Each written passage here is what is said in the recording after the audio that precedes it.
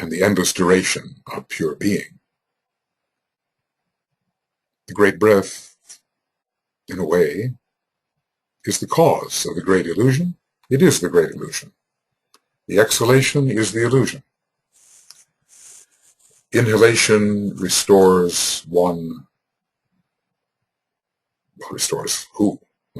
Let's just say it restores the absolute non-illusory state. The whole universe is an illusion, caused by the great breath, as the great breath. The instantiation of the absolute is the great illusion. But, of course, this is not as the Tibetan conceives it, because he's talking about illusion within the one. So from this perspective, the one has a state of consciousness which is non-illusory. But looked at from the supercosmic perspective, even the consciousness of the universal logos is illusory, because it proposes as reality that which is infinitely removed from absolute reality, as any instantiation is infinitely removed from absolute reality. Now, I'm sure I'll have plenty of time over the centuries to be thinking about these things and to try to see the error of my thoughts, but one can only do what one can do, and one must make the effort. It seems an imperative. Time is. Being descends to manifest, as ever it has. Creation is, in the utterly abstract and the utterly concrete. Utterly, of course, means forever in a way. So there are limits to the degree of abstraction and limits to the degree of concretion. But all along that continuum of abstract to concrete, creation is. In the universal unity and in the greatest amount of diversity possible, creation is. And the being is the creation. Creation is an instantiation of pure being. An externalization, says the Tibetan, of the one infinite being, and he says that in the definition of harmlessness. Harmlessness is the expression of the life of the man who realizes himself to be everywhere, who lives consciously as a soul, whose nature is love, whose method is inclusiveness, and for whom all forms are the same, in that they veil and hide. What do they veil and hide? The light? I'll look it up. And are but externalizations of the one infinite being. That's worth looking up. Externalizations, infinite. Whoops. Infinite. Externalizations of the, let's say, one infinite being. Yeah. In that they veil and hide the light, yes, and are but externalizations of the one infinite being. There it is. A Treatise on White Magic, page 102, 103. Okay, returning.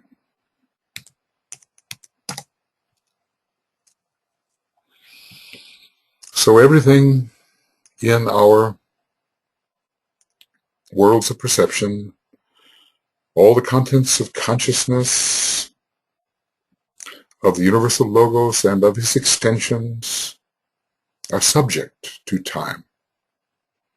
They come to birth and they die away. But pure being within this coming and going does not come to birth and does not die away, and thus does not agree with what we normally call time, even though if we get into the idea of supercosmic time, there must be a way to reconcile the first and second fundamentals of the secret doctrine. Maybe mortal mind cannot do that. But when we begin to think of the great breath as the exemplification of supercosmic time, then, and that it lasts forever, throughout eternal duration, then maybe we can come closer to reconciling being and time. Here, within the universe, as I'd like to call it, being and time are not agreeing, are not reconcilable. Being persists, and that which is subject to time does not, in any form, persist, though in essence persists.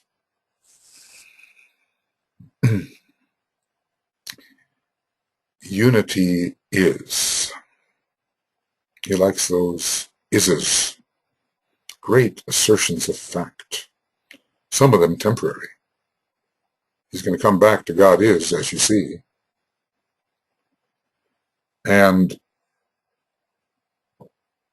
only God is. All the other ises, things which are, have a temporary isness, although because they are not else but God, their isness is in a way eternal. Even the evanescent is eternal. Even the fragment is all of God. Unity is. The one between comes forth and knows both time and God. The time destroys that middle one, and only being is.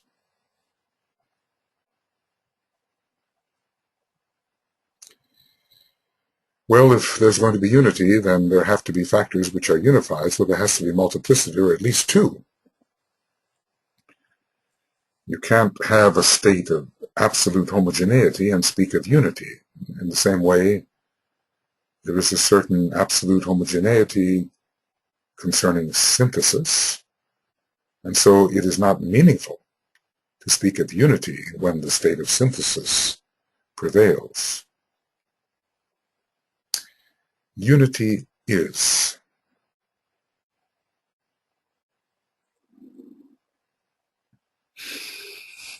At a point, a perceiving consciousness is generated. Soul, we might call it. The bringing together of spirit and matter, or God and time, into a perception which reveals them as harmoniously related and ultimately essentially one. So it is the soul that is coming forth, whether it is the soul of man or the soul of greater beings or the universal soul, comes forth, and like Janus, the two-headed God, can know that there is pure being and find itself as pure being, and can know that time, variation, alternation, birthing and dying occur. So one eye is toward relativity, and the other eye towards a persistent homogeneity.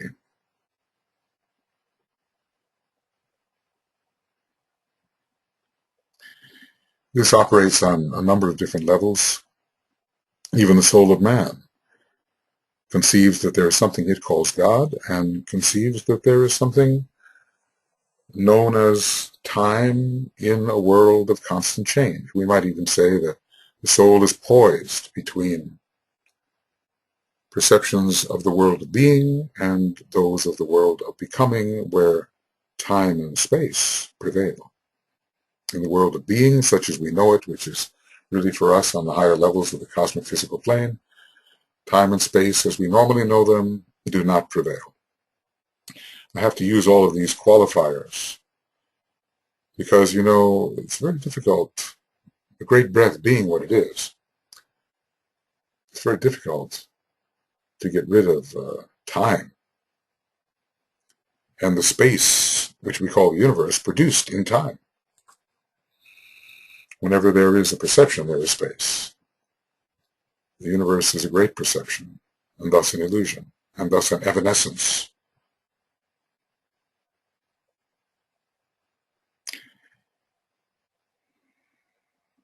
But the one must come forth. Now, whether this is done in sequence or simultaneously, from the one arise the three. Are they sequential? Or is there a sequence? I've wrestled with this one somewhere in the book. There's arguments for both sides, and arguments, if there is sequence, for that sequence not being, the elements of that sequence not being separated by much, quote-unquote, time. So it is necessary to reconcile spirit and matter and God in the world of time-space. Here only time is being discussed. And there is always a perceiver, poised between pure being and activity or perceptual change in time. And this lasts, well, perhaps for the duration of any particular universe.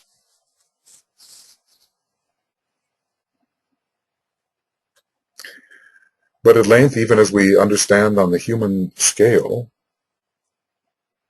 that which we call the soul is destroyed. Of course, in a way, soul is not destroyed. Soul is a universal principle, and there is always consciousness while there is universe. But on various levels, the unity which any particular consciousness perceives, reconciling spirit and matter, appears to be destroyed. And the unification between archetype and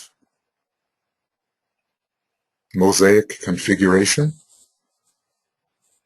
finally achieved, that unity between the archetype and its expression in the world of becoming, that unity is destroyed. All is breathed back in, and it is no longer necessary for the perceiving consciousness to look in two directions, toward God and towards time. Maybe the eye becomes single in this respect, and the perceiving consciousness looks only towards God, because the processes of time have ended. But even that perception, which is a kind of dualistic, is not allowed to persist, because the perceiver is absorbed into being. I've often said there is seeing and there is being. Being is higher than seeing, more fundamental. Seeing can only exist when there is a kind of duality or multiplicity. After all, what is to be seen? Except ultimately for the kind of self-seeing that I've talked about.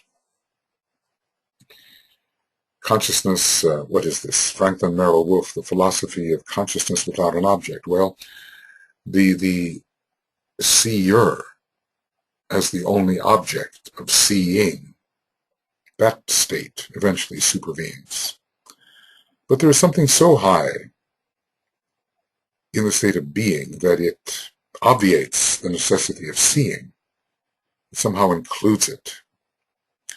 So the one who perceives and has come forth and is for the duration of cosmos bent to perceiving the origin and the creative result, that one disappears. In time, the duration of the cosmos, which is a timed process, will destroy the middle one, and only being will remain. Now, perhaps it's the being of the universal logos when the one withdraws the apparent three into itself. Before that one is itself withdrawn as a ray of the absolute into pure being, or be-ness. So the universal logos, rather than be a three, again becomes a one, and that one, which has consciousness of itself, but something which unites consciousness and activity and the perceiver, is itself abstracted into the ultimate abstraction. In a way, we have to create unity. Perhaps we do this through an act of consciousness, which affects the relation between archetype and the exemplification of the archetype.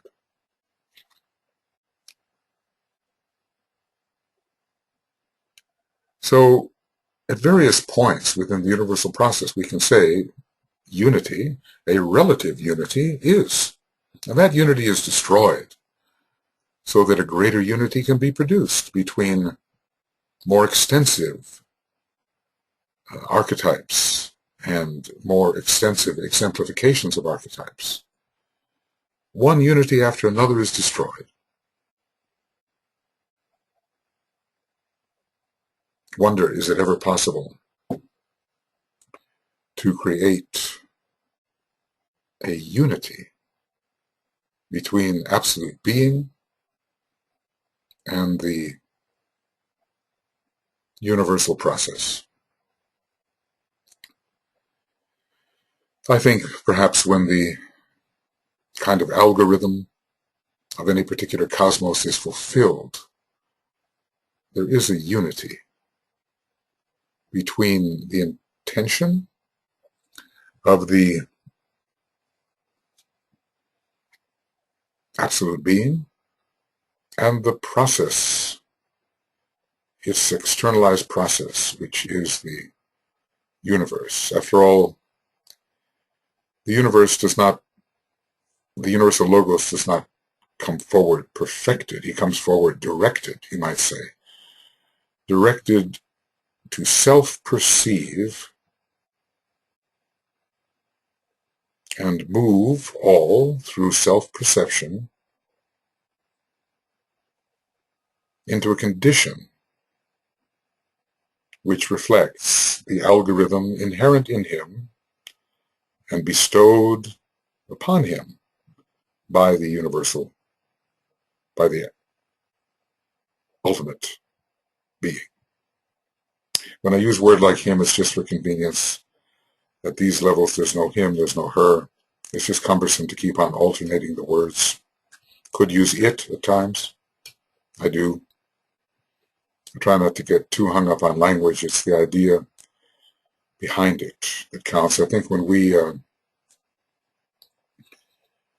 get beyond our fixation with plus, minus, male, female, positive, receptive, and get into the state of the hermaphroditism of the unitive consciousness, we'll be in a better state to understand the relationship between the polarities and how, in effect, they are but one thing functioning in apparent opposition during time-space processes. So I know there are purists with respect to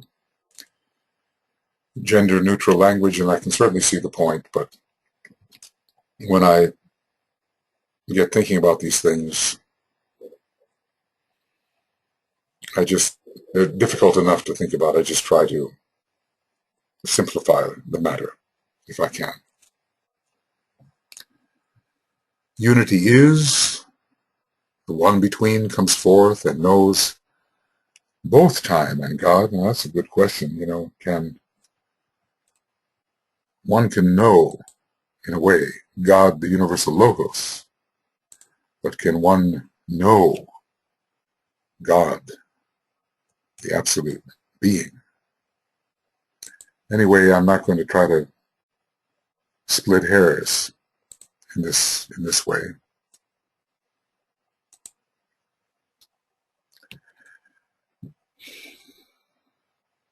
We can just say that various aspects of soul do come forth, come to a type of perception which is unified, and in which the archetype and its representation are in harmonious relationship, and in which that representation of the archetype reflects the archetype, and that is the state of harmonious unity. Whatever the Buddhic function may be, it participates in this on all levels of cosmos. Not just our Buddhic plane, but the higher exemplifications of the Buddhic plane, participates in the unification. The one between comes forth and knows both time and God, or various reflections of time and God as we ascend. Maybe even on the highest levels of the universal logos. The consciousness of the universal logos comes forth and knows all of the universal processes at all levels subject to time, and knows as much of God as it can, but maybe not the absolute deity, the unknown, which I've said sometimes can only be but not be seen. If one wants to know God, one has to be God. And can one be God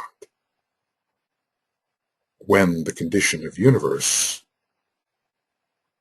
prevails? Or can that fragment which has become the universe and is within the universe and the universal logos, can that ever know its origin until it is retracted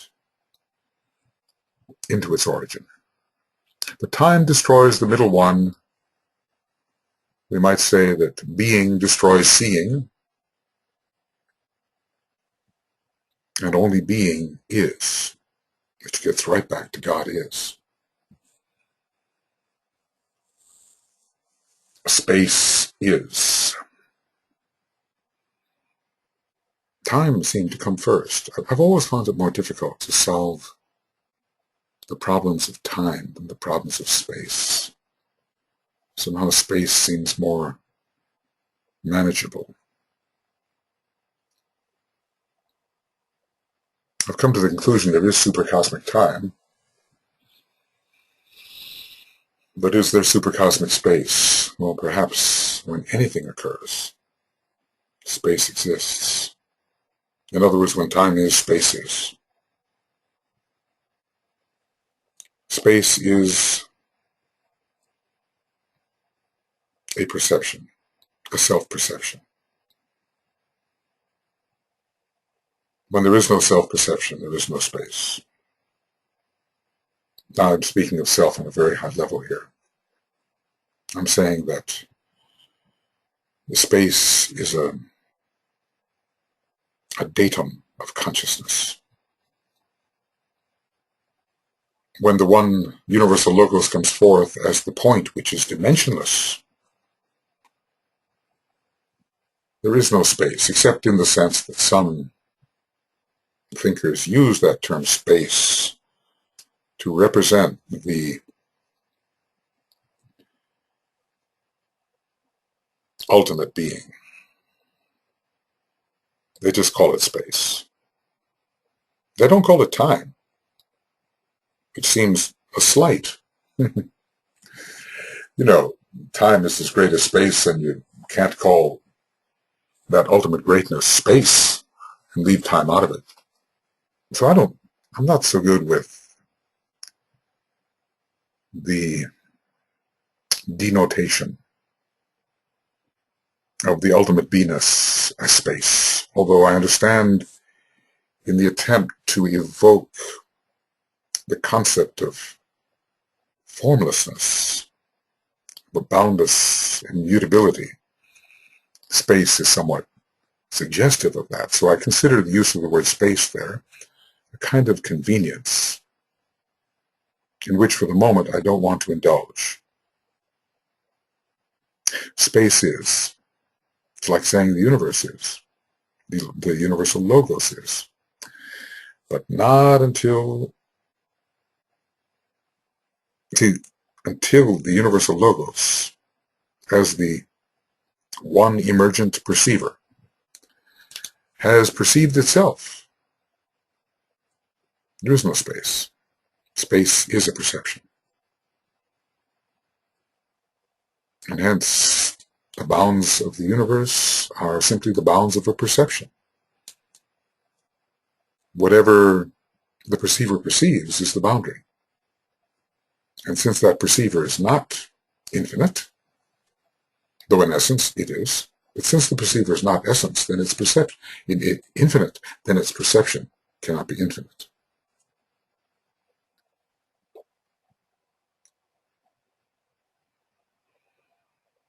And hence the universe cannot be infinite. Though that of which the universe is an instantiation is infinitely infinite, beyond all possible, specifiable infinities. There have been those mathematicians who have dealt with infinity, Georg Cantor being, I think, preeminent in this regard, a Pisces man.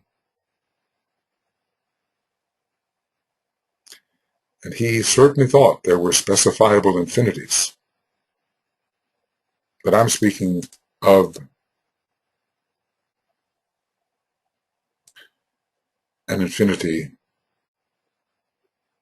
which is the absoluteness and therefore unspecifiable. The infinity of all infinities, which Spinoza implies or suggests in his 6 postulates of his ethics. Einstein, used to read that book and wrote the foreword to a Spinoza dictionary. I think it was their unity upon the third ray on some level that brought them together. This is a tremendous discipline of thought to read Spinoza. But ultimately, he comes down to a kind of philosophical pantheism in which substance is God. I haven't really made it through the ethics I've labored. I'm working at it. But if you read too many of the books of other people, you never put forth your own formulation,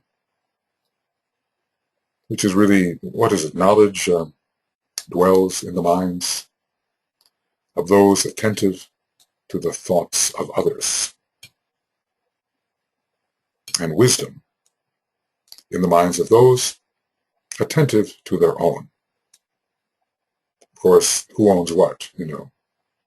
We are all but externalizations of the one universal thinker, but each as some emanated externalization of that thinker have the duty to bring forward a formulation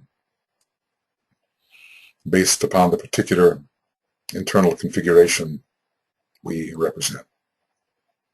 So that's another way of saying think for yourself. We all piggyback on other thinkers.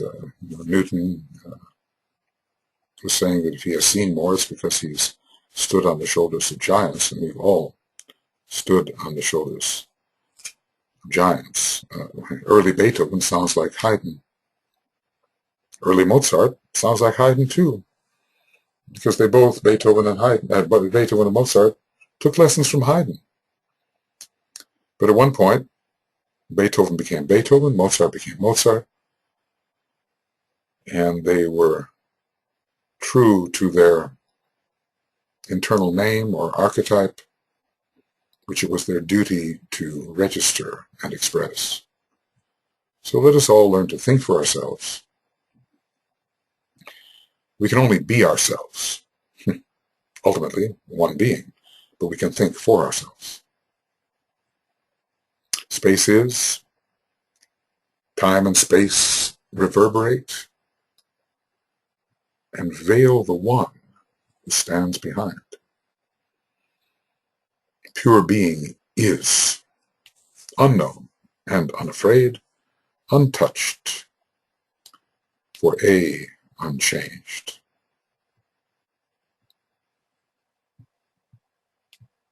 Space is not always, but space is in the universal process.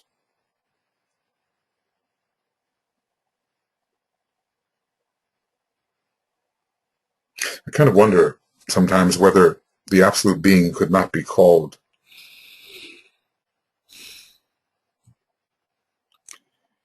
using the time-space reference, the ultimate essentialization of time, which is duration, and the ultimate essentialization of space, which is infinite self-perception.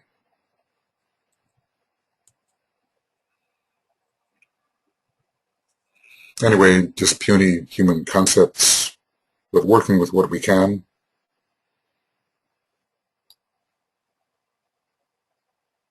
Space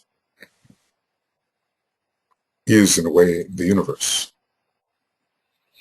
The universe is a self-perception of the one emergent point that contains all points, that point being the universal logos, and not until the universal logos self-perceives the space as we know it, space as the universe and all its levels come into existence.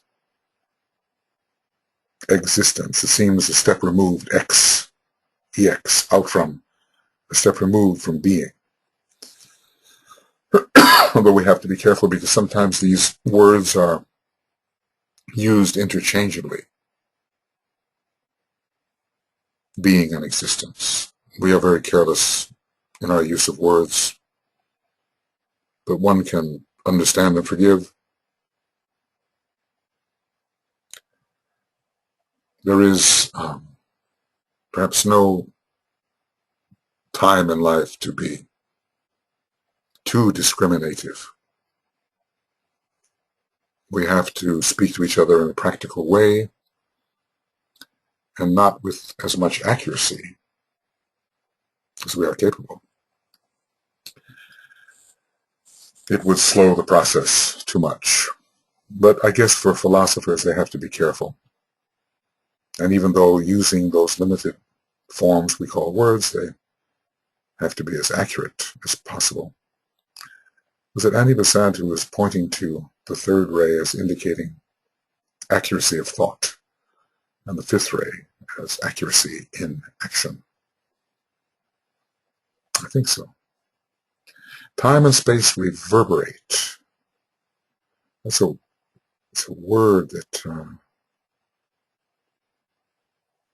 seems to imply an echo. It implies vibration. It seems to imply multiple soundings in different rooms or arenas. An endless kind of, not endless, but a projected echo, which is to be heard at various levels of immersion.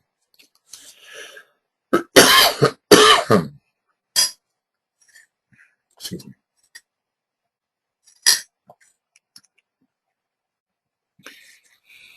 So we're getting into acoustics here. The originating sound and its secondary sound, its tertiary, and ongoing sounds, which create the various layers of time and space. But it is a movement, and this reverberation is a vibration. It's not a stillness. It's a motion, and motion seems to veil reality. Hence the fittingness of the old statement, "Be still and know that I am God." When we're caught in the modifications of the mind or the astral nature, as Patanjali tells us, we don't see reality. So there is a reverberation which captivates the consciousness, perhaps all except the consciousness of the very highest number of gods. It captivates the consciousness,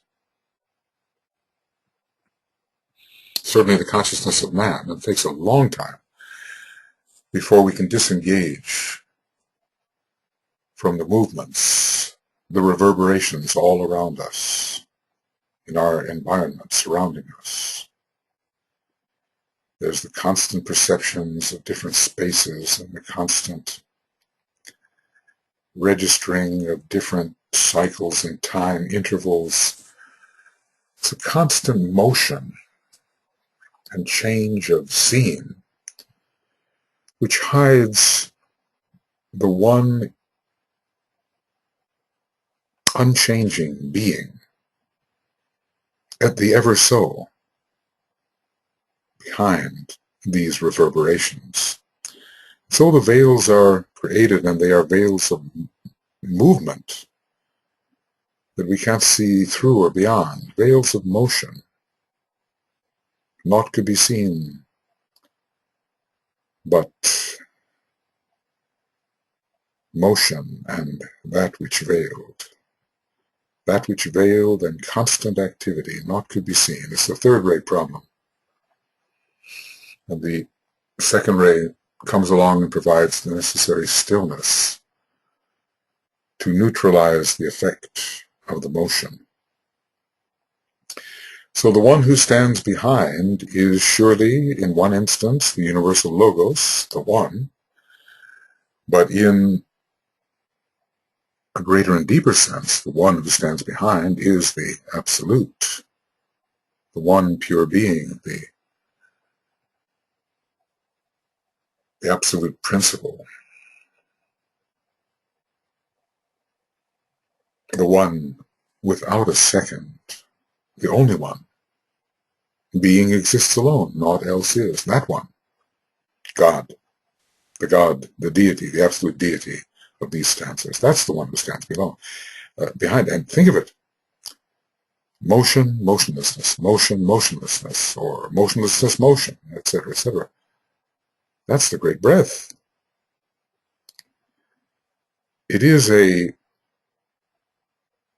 itself is a constant motion. It's like the great breath veils the one who stands behind. If we speak in super cosmic or super logoic terms,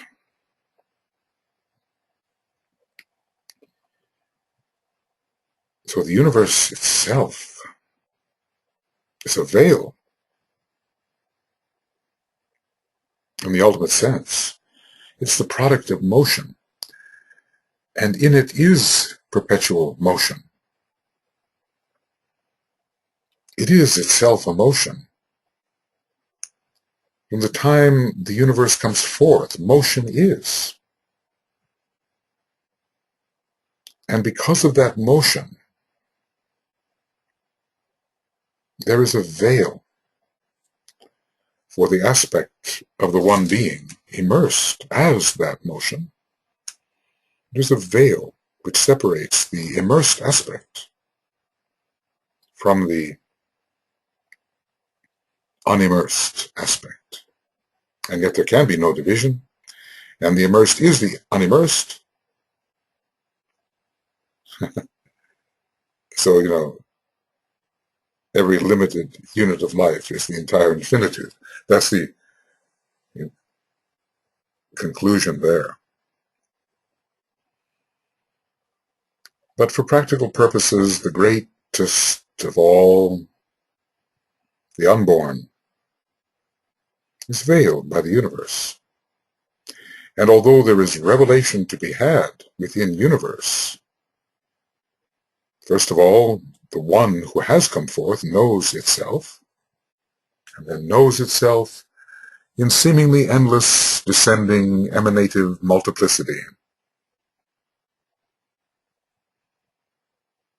And each one of those emanations seeks in time to know the one from which it came, even though that one be infinitely removed and infinitely veiled from the one absolute that sent it forth. It's a bit of a brain buster to think about the one universal logos as being infinitely removed from its source. But there's a big difference between the one and the infinitude of all infinities. Well, those are far out concepts. For practical purposes, the motions of time and space, the many cycles, the way we perceive things beginning and ending, the way we perceive different spaces, different contents of consciousness, because after all, time and space are contents of consciousness. The way we perceive these things veils. First, the one who is the universal logos and is, as far as we are concerned, the being. And yet, there is a disk of golden light. We learned that on a much lower level. There is a disk of golden light that we have to penetrate. It's like penetrating the angel of the presence into the presence, even on a low level here. It's the angel of being, not being itself. It's the angel of the presence, not the presence itself. And the universe is a kind of disk of semi-ultimate light, which has to be penetrated at a certain time in generated space in order for the emergent one to be withdrawn and abstracted into the infinitessence, the pureness, pure being. Space is, time and space reverberate and veil the one who stands behind. Oh, there's always a higher one being veiled. It can start out as our monad. It can become the planetary logos, solar logos, endless logo. They're all being veiled by various reverberations of time and space. And finally, we reach the point where the universe itself has to be pierced, penetrated, destroyed in order for the final veil to lift, revealing God, the absolute deity. And then, here we have the one who stands behind. Well, we are talking about God, the absolute deity. We are daring to talk about it. Apparently the author of these 6 stanzas dared to talk about it too. Dared. Because, you really can't do it. But in attempting to do it, you can come to the point where maybe it's no longer necessary to do it because identification has supervened. So now he asserts what pure being is, unknown. Well, certainly unknown by that fragment which is the universe and which is the universal logos, unafraid. Afraid of what? Afraid of something other? afraid of a division within itself, the indivisible, afraid of a division, unafraid, incapable of being compromised, altered in any way, unchallenged, its state unchallenged, uncompromised. It cannot help but persist to be what it is. It cannot be altered. There can be no taking away from it, no adding to it. It cannot experience loss or gain. Unknown and unafraid. Untouched, of course. What else is there to touch it? You see, this is why it cannot be the universal logos. The universal logos is a unitary being, a specifiable being. It can be touched. It can be touched in an infinitude of ways. And yet the agreement is, I suspect, that it not be touched. Once ultimate being has come forth as the emergent one, it remains for a time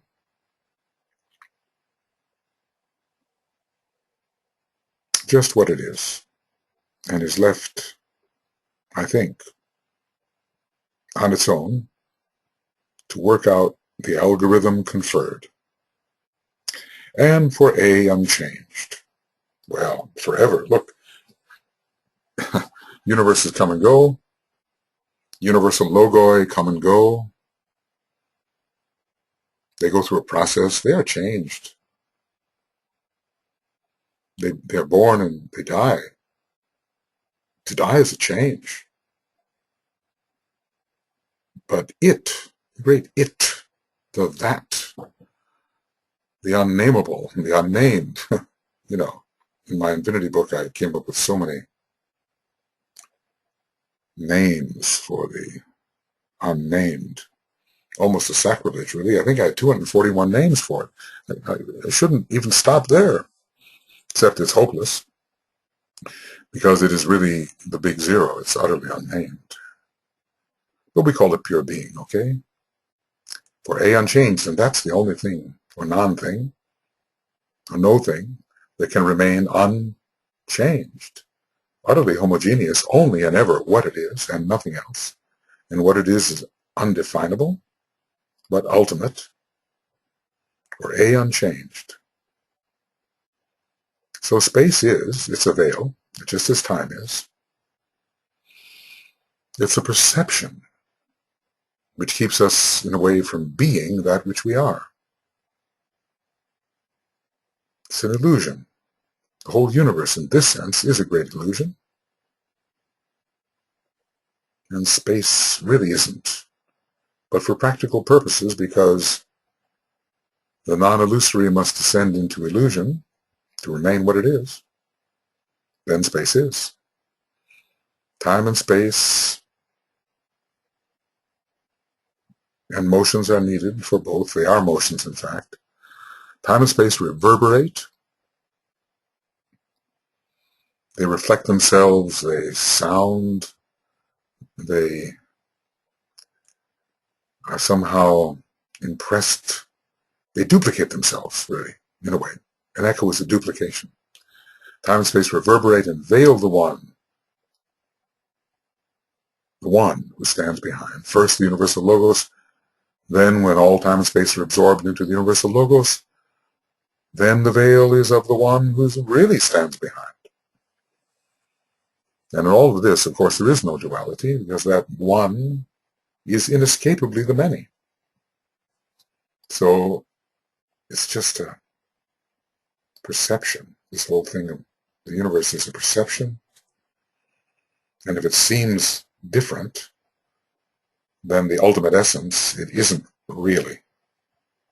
It's only that a limited perception of itself, which the universe is, it's a limited perception of the absolute one, which can apparently self-limit its perception just as it can do all things. That limited perception does not last and is a veil upon the perceiver itself. Maybe we can call it the unknown knower.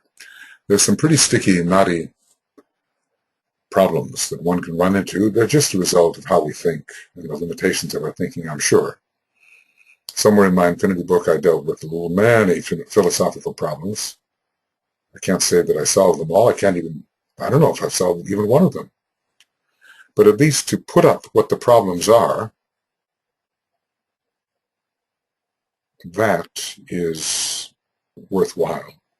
Because, we can be so confident in our beliefs, not perceiving the errors we are making and the problems we haven't noticed. We can be very confidently in the midst of great paradoxes, not perceiving the paradoxes. Go on our whole lives believing and believing without applying our mental capacities to solving some of these problems, which would alter our beliefs considerably, could we solve them. So pure being is. God, pure being,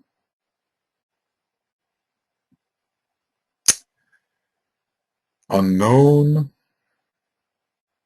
except to itself perhaps. And then who can say what kind of knowing it is that occurs within this infinitessential state? I can't even pronounce the thing. Infinitessence, infinitessential state, irreducible state. Is it a knowing? Is it a knowing in which being is preeminent?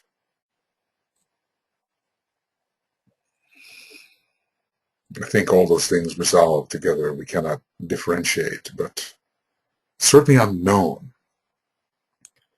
by the fragment of itself, which has become the universal logos and its universe. Unafraid. We always say, I'm afraid of, and they always point to something else. Even if that something is within ourselves, I'm afraid of my own mind, I'm afraid of my own power, whatever. We point to something else, and there is no else. Unafraid. Untouched. The untouchable. Think of it. An untouchable in the caste system is the lowest of all castes.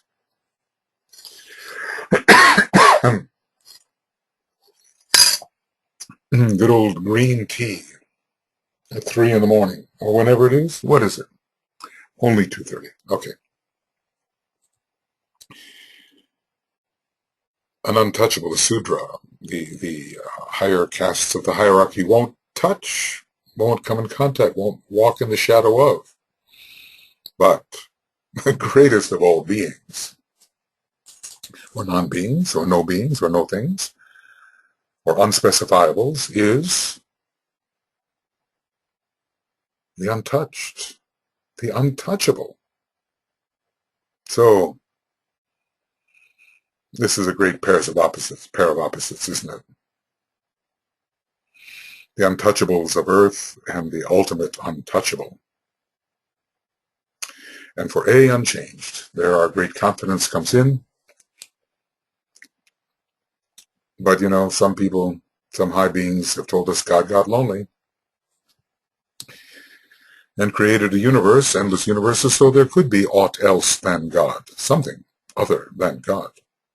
Not really, not at all, but at least the entertaining illusion of aught else but God. You wonder, we anthropomorphize here, we project upon what we cannot even conceive, and we say, oh, God got lonely, God got bored, God had to have a universe to play in. The externalization of the endless, literally infinite creativity is ongoing, and there wouldn't be a universe without that self-projection into limitation, which is nothing but a reduction of self-perception or self-being.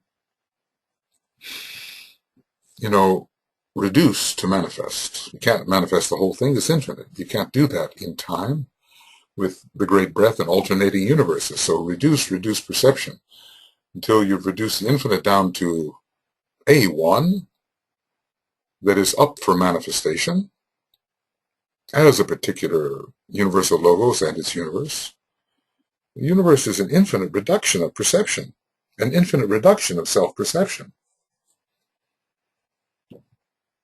It's just a one compared to the infinity of infinities. For a unchanged. You know, I'm slogging my way through this. I was inspired, moved, whatever, in the temple some hours ago to say something about these things.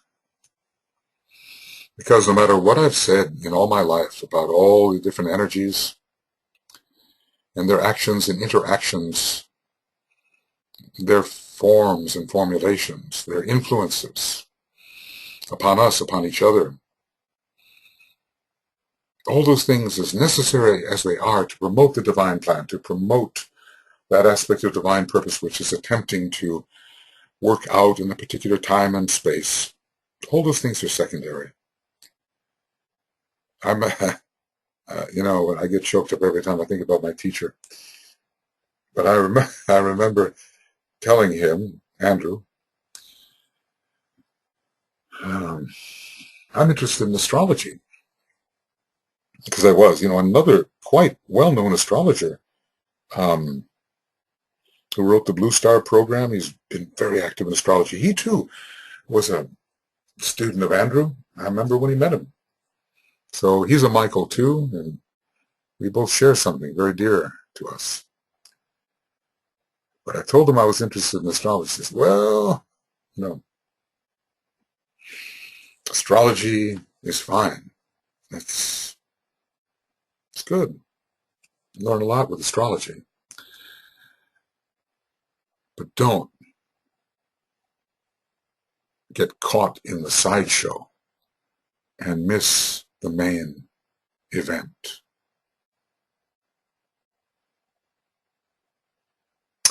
Well, tell that to any good self-respecting astrologer, you know.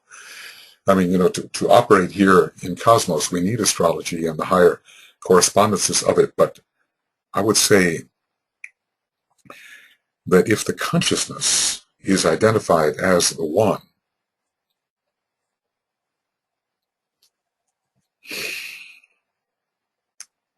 then one has seen the main event and the sideshow too. One is fundamental. Identification is fundamental. Identification with identification as knowing oneself to be the one being. Even the one being that we call the universal logos, that one being. And then think, move, manipulate as you wish. Because after all, this is a game, a dance, a play, a drama, whatever. There's something to be achieved here, something to be created. There's a plan, universal purpose. We need astrology, rheology, all the separate energies. We need to combine them, recombine them until the mosaic world reflects the archetype on the highest levels of our universe. So let's have fun and let's use astrology. Let's figure it out and let's reveal ourselves to ourselves. Let's make things work according to archetypal plan. We need astrology. We need rheology. But don't miss the main event. And the main event, to me, I think to Andrew, is the preservation of the continuity of identification as the one being.